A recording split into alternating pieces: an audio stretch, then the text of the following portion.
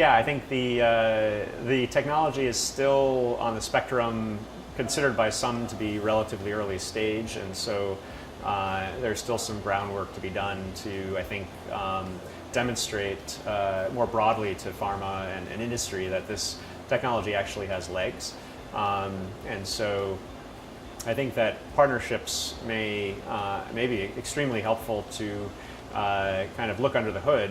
for pharma companies to see just how well it works and just what's possible, and just how this is scalable and is cost effective, especially if you compare it to viral-based gene therapies that currently hit the market at $1 million a shot, and basically no insurance company is willing to pay for these therapies in many cases, so they've suffered their own kind of issues and setbacks.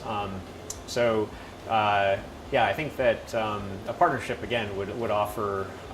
companies to, without huge investment, to be able to look under the hood and see just what's possible, both in terms of translating these out, but also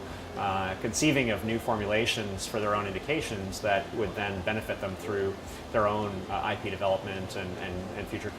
commercialization efforts. A number of venture capital firms are actively looking at this technology, and some have, from what I understand, invested in it to some extent. I think that we're in a phase of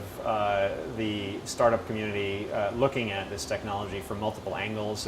and trying to decide how best to approach it, in part because it is this platform technology that has so many possible uses and formulations and applications. I think that there's a lot of thought going into how best to leverage the technology for pain spots of other technologies where this might confer benefit. And yeah, a holy grail application, like I said, would be to go after glioblastoma, brain cancer. These are small particles that can be programmed to be on the size of an antibody and will exhibit potentially transcytosis or blood-brain barrier crossing selectively. And once they cross the blood-brain barrier and make it into the brain, we could potentially target them to cancer cells that we could then either use siRNAs or messenger RNAs or CRISPR-Cas9 directly as therapeutic cargo of interest, possibly together with chemotherapeutics, but the selective uptake of these particles that we could possibly program would offer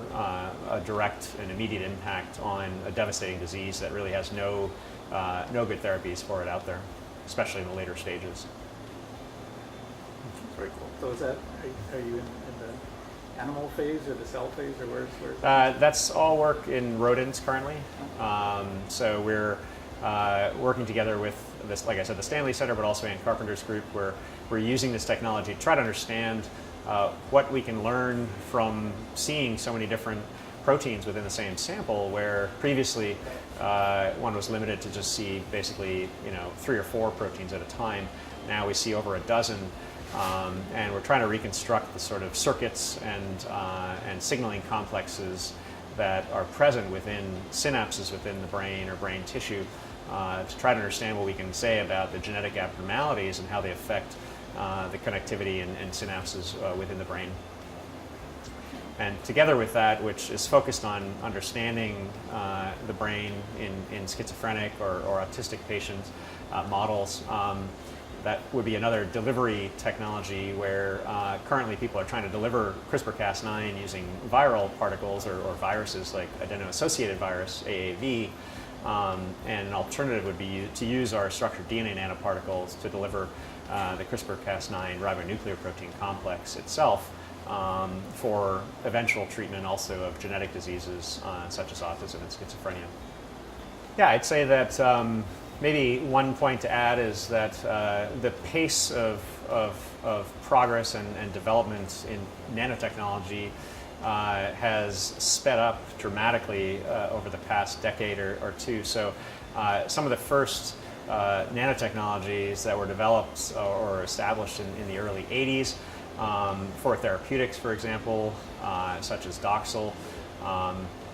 which is a doxorubicin therapeutic used to treat certain forms of cancer, took very, very long timelines to develop, of decades to develop effectively to get to the clinic. Today, times have changed, and we don't think that it'll be decades anymore to develop these nanotechnologies for therapeutic applications, especially for debilitating and deadly diseases such as brain cancer, as well as genetic diseases that affect children, of course.